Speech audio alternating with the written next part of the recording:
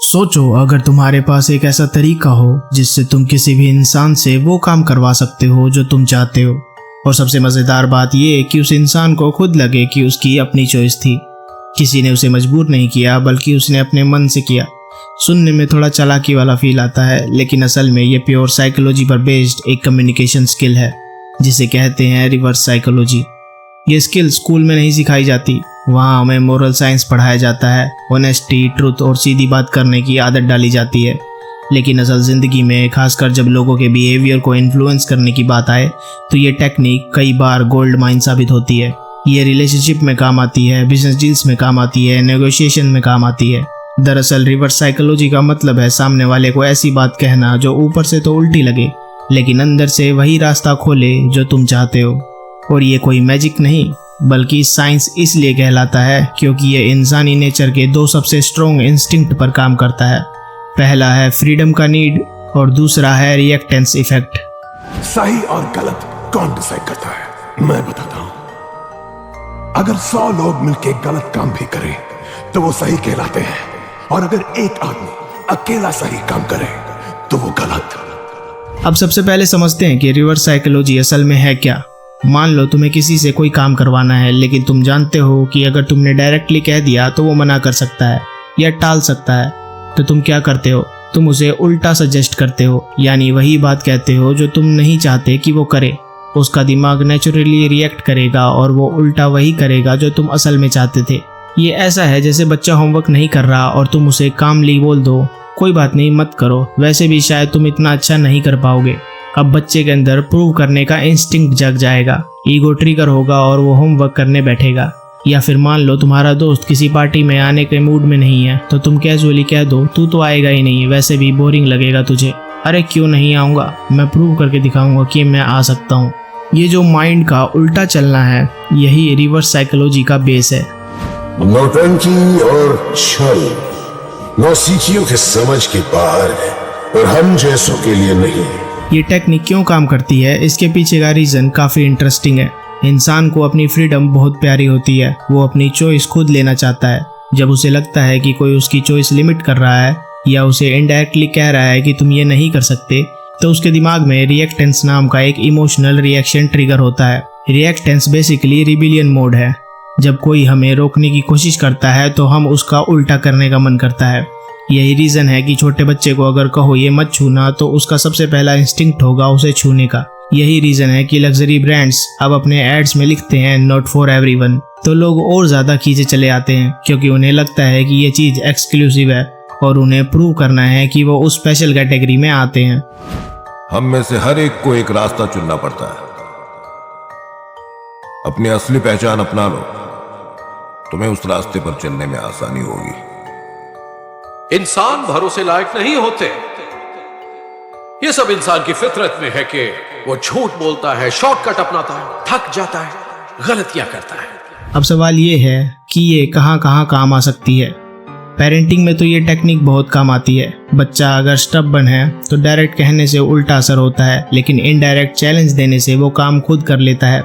Sales और marketing में ये बहुत पावरफुल है। किसी प्रोडक्ट को एक्सक्लूसिव या लिमिटेड एडिशन बोल दो तो लोग उसे लेने के लिए दौड़ पड़ते हैं। नेगोशिएशन में भी ये काम आता है। मान लो आप कार बेच रहे हो तो कैजुअली कह दो शायद ये मॉडल आपके लिए नहीं है, ये सीरियस बायर के लिए है। अब सामने वाला आपको प्रूव करने के लिए उस कार को खरीदने का मूड बनाएगा। रिलेशनशिप में भी ये सबटल तरीके से काम करता है। जैसे पार्टनर से कह दो तुम तो मेरे लिए ये काम करोगे नहीं, और वो प्रूव करने के लिए वो काम कर देगा। उन्हें फिलहाल तुम्हारी जरूरत है, जब नहीं रहेगी तो निकाल फेंकेंगे दोस्त, दूध से मक्खी की तरह। लेकिन ध्यान देना जरूरी है कि हर जगह ये काम नहीं करता। सबसे पहले आपको सिचुएशन समझनी होगी। रिवर्स साइकोलॉजी स्टबर्न या कॉम्पिटिटिव नेचर के लोगों पर अच्छे से काम करती है। अगर सामने वाला बहुत पैसिव या इनडिफरेंट है तो शायद उल्टा रिएक्शन ही ना करे। दूसरा स्टेप है इनडायरेक्ट सजेशन देना।